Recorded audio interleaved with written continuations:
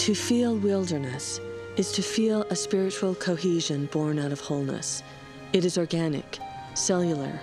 We are at home in the peace of an intact world. Public lands are our public commons, and they belong to everyone. We enter these sacred lands soulfully and remember what it is we have forgotten, the gift of time and space. I think of wilderness as the place of original mind, where the ongoing natural processes of life can continue without interference. This is a place where the press of humanity can be lifted in the name of restraint, and where our species' magnanimous nature can be practiced. Wilderness becomes a breathing space. In the company of wild nature, we experience our own humble core of dependency on the land. Raw, wild beauty is a deeply held American value. It is its own declaration of independence. Equality is experienced through humility. Liberty is expressed through the simple act of wandering.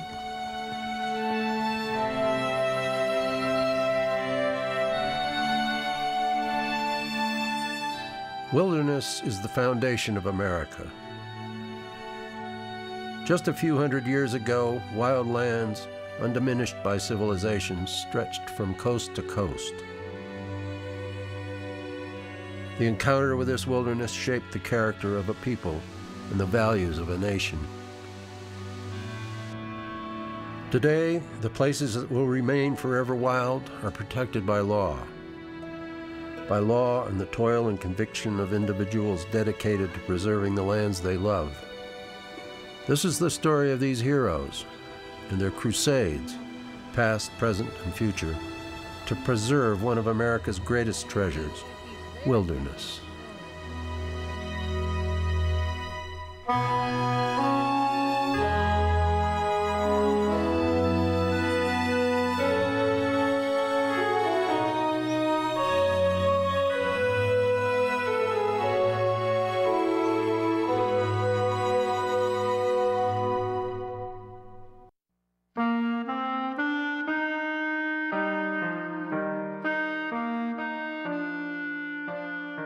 The fathers of the wilderness movement were John Muir, Aldo Leopold, and Bob Marshall.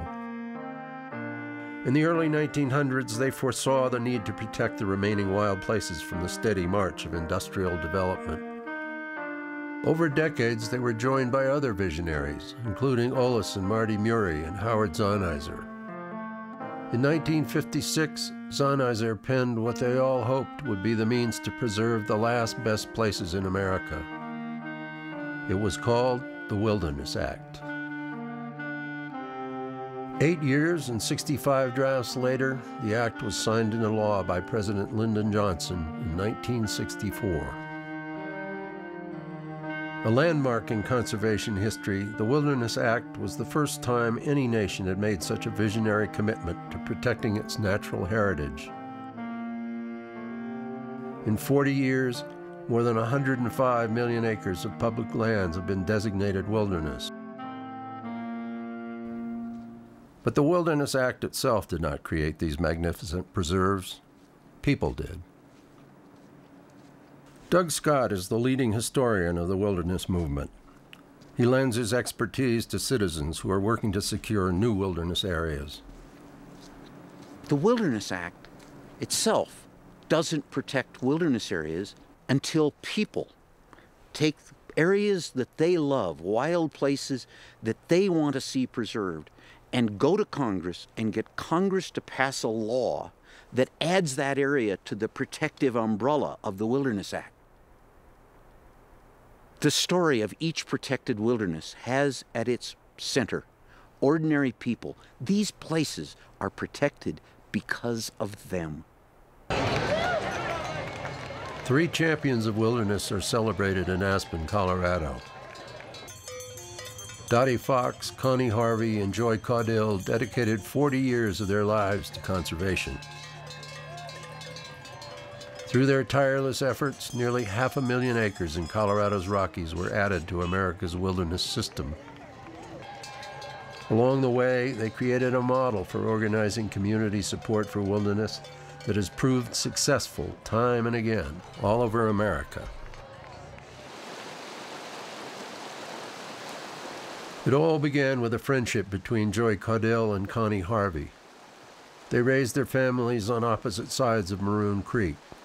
Their lives were joined by the bridge between their houses and their passion for wild places. Joy's love of the mountains began with her childhood summers on a ranch near Aspen. The high country has always been important to me because it just speaks to me and it gives me strength. I could live out in a tent, camping out in the backcountry for a long time and be very happy. Like Joy, Connie Harvey felt a personal connection to wild places. I've always had such clarity about the fact that some areas have to be protected. There's never been any question in my mind about that. I just believe it and feel it. Connie and Joy began working together to secure wilderness protection for the land surrounding Aspen. Before long, their informal partnership became the Aspen Wilderness Workshop. In 1967, Joy and Connie were joined by an artist and spirited mother named Dottie Fox. If you sit there in the wilderness where there are no man-made structures, no roads, no machines, nothing going on but the song of a bird, the river rushing by, the wind in the willows, it just takes you over. It changes you. Once you're out there, you go back and you're ready to fight for it. You're ready to go to those contentious public hearings. You're ready to study the environmental impact statements, and you're ready to make enemies, anything to save this land that you love.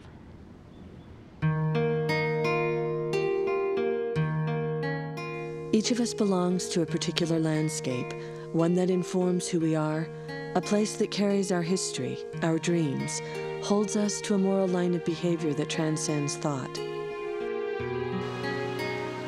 And in each of these places, homework is required, a participation in public life to make certain all is not destroyed under the banner of progress, expediency, or ignorance. We cannot do it alone. This is the hope of a bedrock democracy, standing our ground in the places we love, together.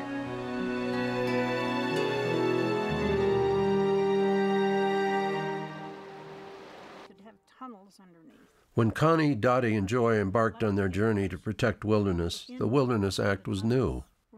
There were no precedents for them to follow, and few experts to rely on. The boundary goes around and comes around here. One thing was clear, that a good wilderness proposal would begin with a good map. Remember when we drew the wilderness boundary? The dam was here, which was a man-made structure. So we had to cut that out. So therefore, the wilderness area begins right here where the sign is, because we couldn't have any man-made structures in the wilderness. By definition, wilderness is land in its natural state, without buildings, roads, mines, or timber cuts.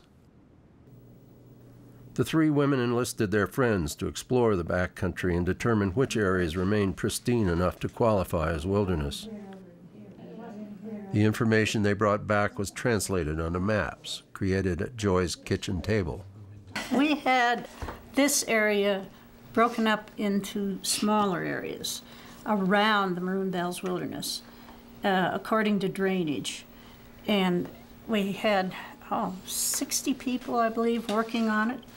Teams of 2 and 3 would go out and research the whole area, walk it, and look for roads and timber cuts and take pictures. And we did that on each one of these drainages all the way around.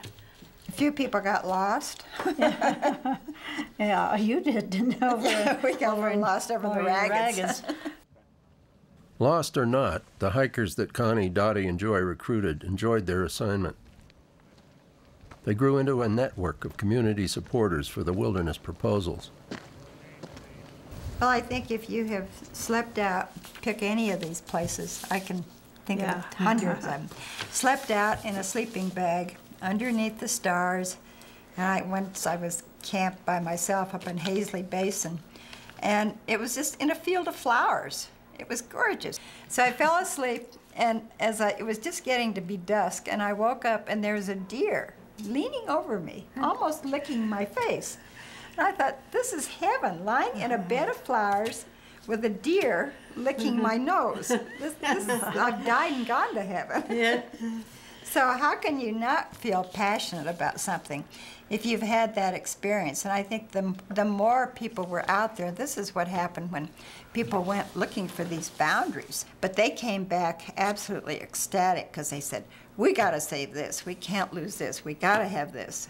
We got to have this included. And they became more passionate by just being out there and doing it and being in that wilderness environment. Along with their research on foot, the women pored over Forest Service reports and wildlife studies to make their case for wilderness. We tried to get our facts. We tried to get our groundwork done and know what we were talking about thoroughly so that we could stand behind any of our proposals. I think the very first time we actually went and talked in person to a congressman or went to a hearing, it was a little scary even, or we were quite uncertain about what we were doing, and after a while it was just taken for granted that that's what you did when there was an issue. We didn't miss a trick when we always lobby congressmen of both parties, senators of both parties. The three women in their growing circle of wilderness defenders wrote letters, sent telegrams, and lobbied officials from Pitkin County to Denver to Washington. Once you have a piece of land that we think qualifies as wilderness, then it's a long haul until it really becomes wilderness, because first of all is your proposal has to jump through the hoop of the Forest Service, and then then you have to contract your congresspeople and senators, and they don't always agree, and it's a give and a take and a trade and a hassle, and they're being pressured by mining interests or recreational interests, people who want to do helicopter tours on this peak. They don't want that to be wilderness. And there are all kinds of other interests that come in and battle the whole process, and you're just back and forth, and it took years.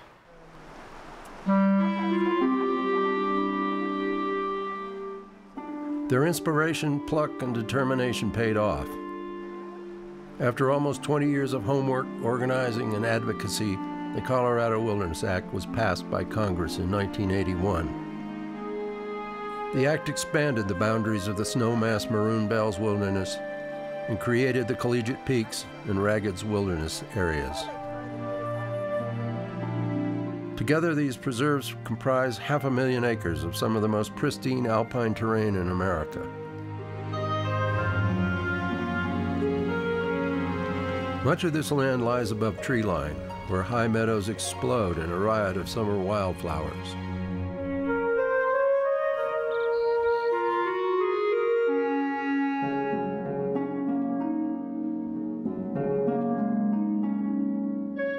Below the alpine tundra stand lush forests of quaking aspen and spruce. This expansive ecosystem is home to a rich community of insects, plants, and animals. For many species, it is their last refuge.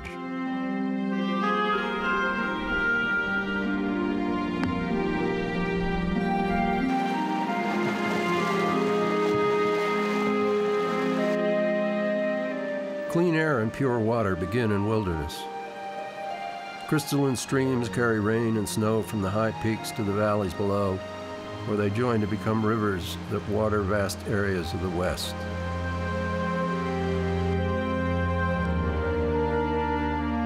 Every year, hundreds of thousands of people from around the world flock to wilderness in America to hunt and fish, photograph, and explore, generating billions of dollars in revenue.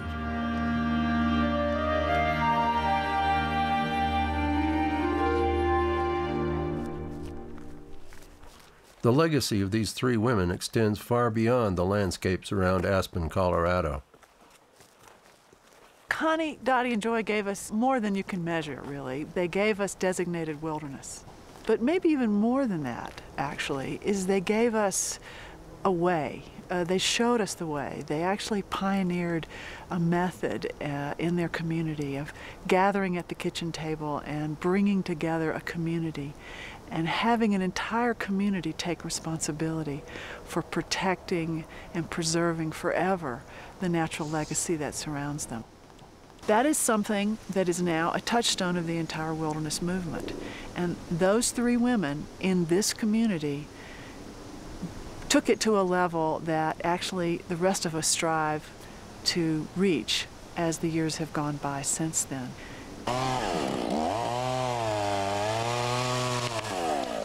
Supporters of wilderness were a majority in Aspen, but the Wilderness Workshop met stiff opposition from other quarters. Before the 1970s, industries like timber, mining, and energy drilling were the economic engine of the Rocky Mountain West. Even as tourism and recreation began generating more income from public lands, the extractive industries, with a history of government subsidy, retained their influence. The Wilderness Workshop had to go toe-to-toe with their lobbyists, who valued land more as a source of raw materials. The people defending wilderness were mostly just people who liked it a lot and not necessarily people with a lot of funding to put into it, and they worked on their own time. They were not paid for it, whereas a company like Georgia Pacific, around here it was Louisiana Pacific, which is a timber company, they had paid people, they had paid lobbyists, they were entrenched, they were used to going out and lobbying Congress and so forth for what they needed. They had their business connections. And same thing with mining.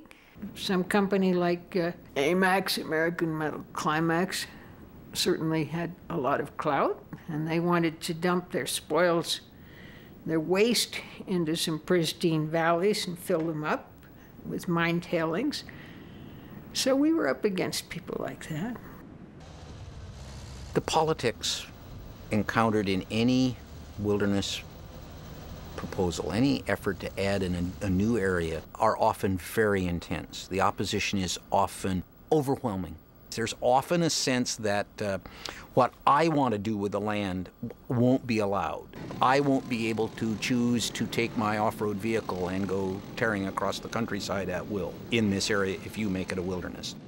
I won't be able to go and bang around looking for oil and gas and tungsten and uranium with gay abandon as I might wish to do. I won't be able to chop down anything that that rears its head above the surface of the earth. And those, in our pluralistic system, those voices all get heard. Close to the town of Aspen, it was ski area development and home building that threatened wilderness quality lands. The Hunter Frying Pan area, especially Hunter Creek, is just which borders on Aspen, is basically Aspen's backyard. People love to hike there and picnic, ride their bikes, run their dogs, ride their horses. And all of a sudden we heard that there was a big development proposed for it. And we just went bananas. Everybody went crazy, remember? Mm-hmm. And so we had a great picnic up there. We had Peter Dominic, who was the senator at that time. And we had a big party up there, and just hundreds of people arrived. And we were determined that this was going to be wilderness. Can you imagine 1,300 condominiums right in here with a gondola going down to Aspen? That would have just totally desecrated that place. We had collected petitions, remember? And we got 2,000 signatures. And we didn't know what to do with it, so Joy and I pasted them all together on a piece of butcher block. And then we thought, what do we do with it now? And we asked the county commissioners if we could hang it out at the county courthouse.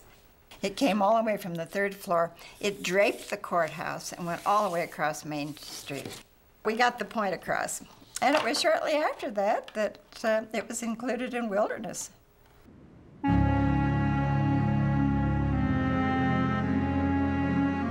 Their message got through. In 1978, the Endangered American Wilderness Act rescued the Hunter Frying Pan area from development. Literally in Aspen's backyard, these 82,000 acres offer tremendous opportunities for exploring Colorado's high country.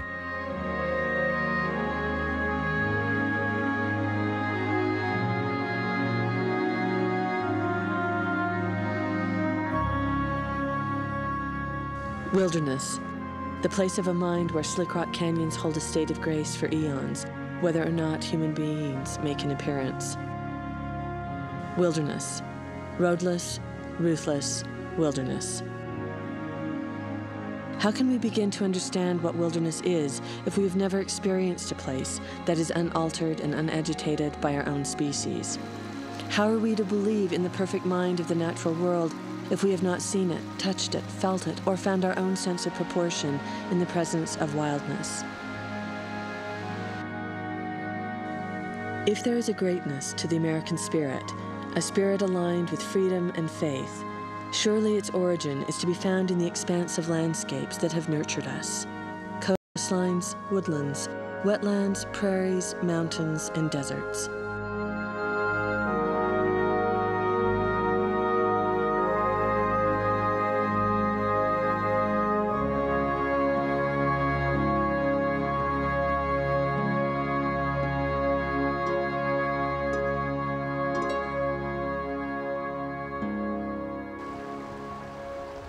Connie, Dottie, and Joy discovered that wilderness designation was only one step in preservation.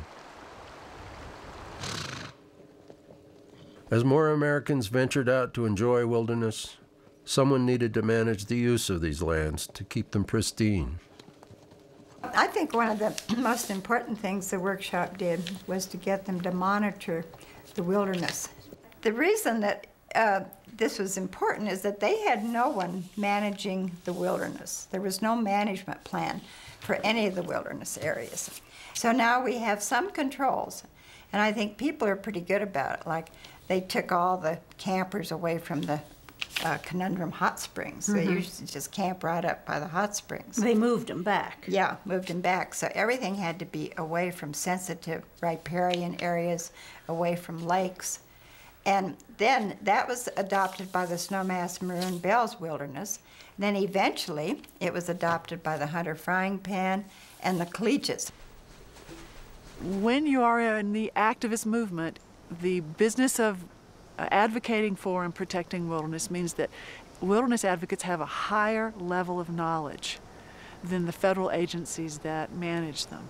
And Connie, Dottie, and Joy actually implemented that model at their kitchen table. That has become a standard that the rest of the wilderness movement continues to meet. I can remember one Forest Service person saying, well, we're getting a new ranger. Is the Wilderness Workshop going to go educate him? But we had to, because they could have been from Timbuktu, usually from the east or somewhere. And they would come here and they didn't have time. They had so much paperwork. They'd never get time to really get out and hike it. Some of them did, but they couldn't cover it all. And they would make terrific mistakes. They would misjudge things. They had misconceptions about things. We would say, uh-oh, you're wrong there. This happens. This stream goes here, or this mountain range is here. And this is a timber area, and this is a riparian area. And they would pay attention to us because they knew that we'd been here so long. And they had just walked in the door. So yeah. I think we were a real asset to the rangers. Yes, I think so. And we tried very hard to befriend them and at least keep it civil. But we had quite a variety of rangers. Some were very pro-wilderness and some hated wilderness and everything in between. And some came in just not knowing very much about the West, and we were able to be helpful on that, I think. Yeah, I think the consistency of our being here over a period of time really helped with the constant changing of And did you Forest notice Service the personnel. rangers got better? They did. They did. You're right. At first, they were just hopeless. But we would, we set up certain standards, and they had to live up to those standards. And finally, they got the message back in wherever they send rangers from. And they finally began to send pretty decent rangers. And, we got rid of Ding-a-ling.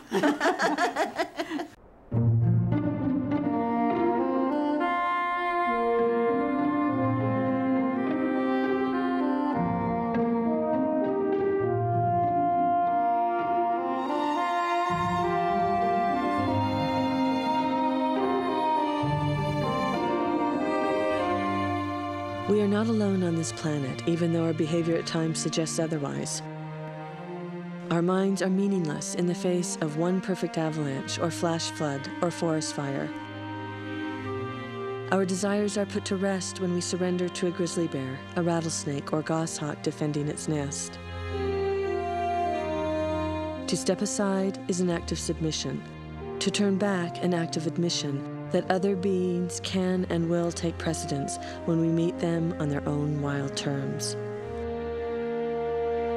The manic pace of our modern lives can be brought into balance by simply giving in to the silence of the desert, the pounding of a Pacific surf, the darkness and brilliance of a night sky far away from a city. Wilderness is a place of humility.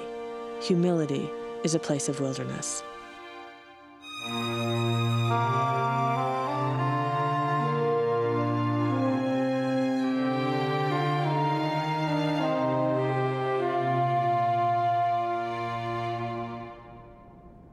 Today, a new generation of activists are following the footsteps of Connie, Dottie, and Joy. Suzanne Jones is the regional director for the Wilderness Society in Colorado, New Mexico, Arizona, and Utah. She is working to preserve a different kind of wilderness. A lot of us grew up thinking of wilderness as the high peaks, snow-covered mountains, lush wildflower meadows, and that's part of the wilderness picture, but that's not the entire picture. And what we still haven't addressed, what we haven't protected, are the lower elevation lands, ponderosa pine forests, pinyon juniper, sagebrush meadows, the desert lands, some of these dry, dusty places that aren't the classic stereotypical wilderness, but are really important, and perhaps even more important ecologically to wildlife and to protecting a diversity of ecosystems in the National Wilderness Preservation System. In Utah, America's Red Rock Wilderness encompasses over 9 million acres of desert canyons and sculpted sandstone. First proposed as wilderness in 1985, these public lands, managed by the Bureau of Land Management, have important ecological value. But the future of these lands is at the heart of a bitter struggle. We have been working for years to protect this landscape in the sort of the same way that Joy and Dottie and Connie did so many years ago. Grassroots movement, working with local communities, building support for the public, and slowly trying to move bills through Congress. The Bush administration comes along and decides that oil and gas should be the #1 use on our public lands. Never mind that the BLM is tasked with managing our public lands owned by all citizens for multiple uses, including wilderness and wildlife. Bush administration said oil and gas has got to be the #1 use, and they have proceeded with offering leases in proposed wilderness areas, prime wildlife habitat, the largest sage-grouse lek in the nation they're leasing, and in places like Nine Mile Canyon, which is often referred to as the longest art gallery in the nation, just filled with petroglyphs and ruins. And that's where they want to go and put an oil and gas field. And they want to do this despite public opposition, scientific disagreement, and despite the laws of the land that say they're supposed to protect and manage these lands for the highest value for the American public. Scientists from the U.S. Geological Survey have studied the oil and gas potential of roadless lands in the Rocky Mountain West. Their findings indicate that, relative to our energy consumption, the supply of economically recoverable fossil fuel in these areas is negligible. Once developed, however, these lands will never qualify as wilderness. Proponents contend that an even greater threat comes from recent policy directives forbidding wilderness on BLM land. In the Bush administration, Secretary Gail Norton issued orders that say just arbitrarily, we are not going to even listen to citizen requests that we recommend that Congress preserve any more wilderness on the lands under our administration. And this idea that citizens can't, as a part of the planning for their own federal lands, come forward with a proposal that that area be preserved with the tool that we have, the Wilderness Act. And the posture, we will not listen to that idea. We will not respond to the citizens in this local place who say that's what we want the future of these lands to be, is a policy of ignorance, a policy of I will not listen. I will not hear what you have to say. And it's an arrogance of power that is contrary to every fiber of our democracy.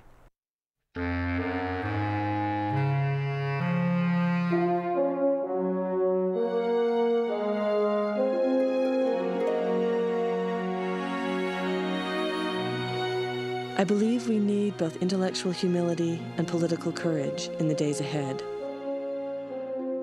We need humility to say we may not know enough to intrude on these wildlands with our desire for more timber, more coal, more housing and development. We may have to bow our heads and admit our intellectual ceiling may be too low to accommodate the vast expanse above and inside the Grand Canyon. We will need political courage to say we need to honor and protect all the wilderness that is left on this continent to balance all the wilderness we have destroyed. We need wilderness for the health of our communities and for the health of the communities we acknowledge to exist beyond our own species.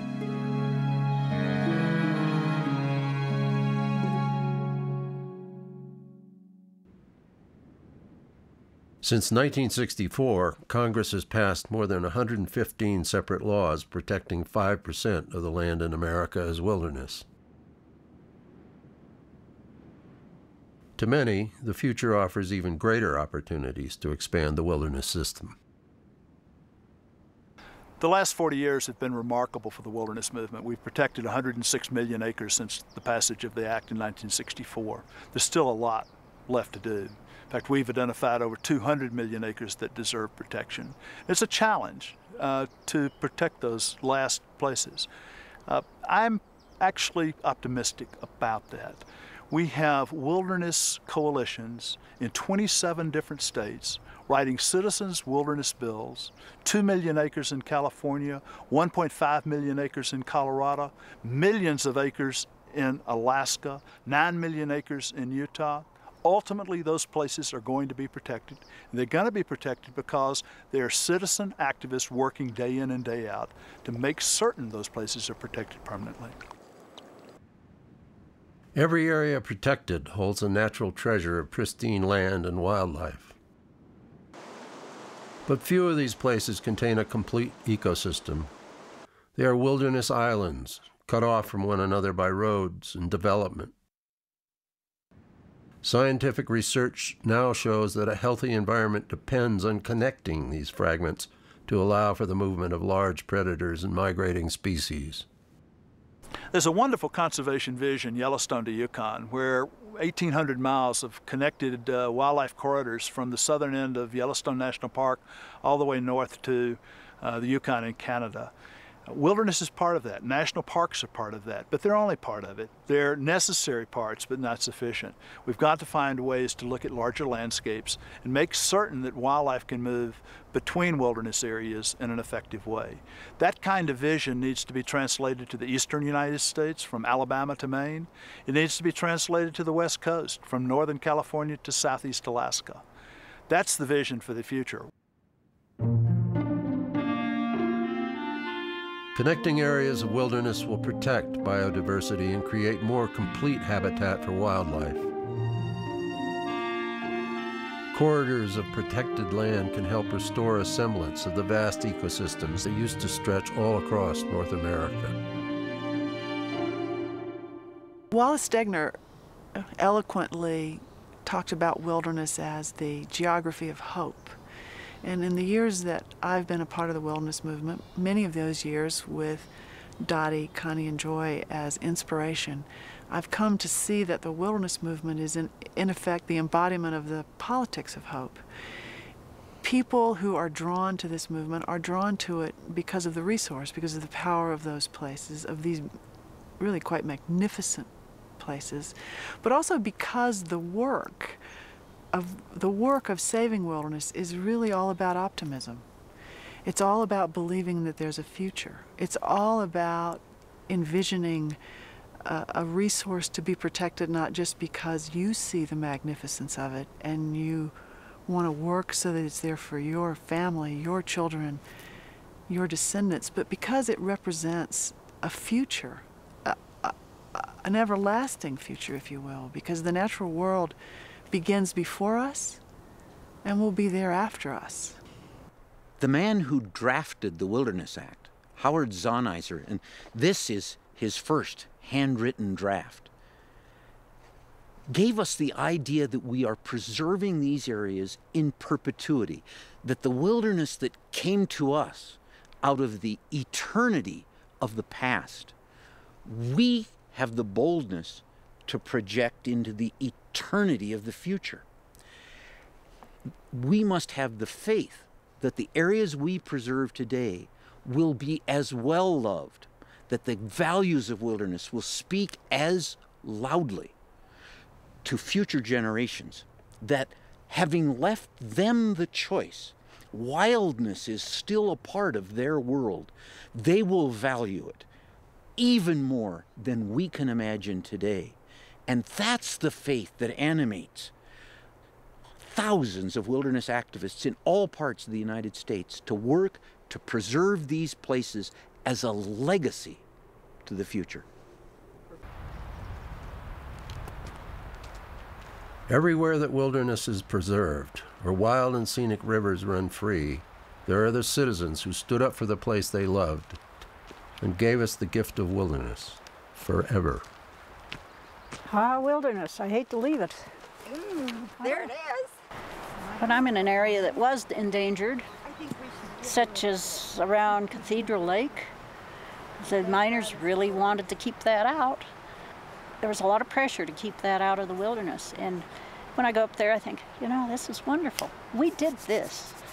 I would certainly do everything I've done and more if I could for wilderness. I'm still at it in a small way, so I'm not going to quit till I die, I don't think. I would like to come back and revisit this as a bird or something and perch up on that aspen tree and say, this is the way it used to be and it's not going to change, and I helped keep it that way.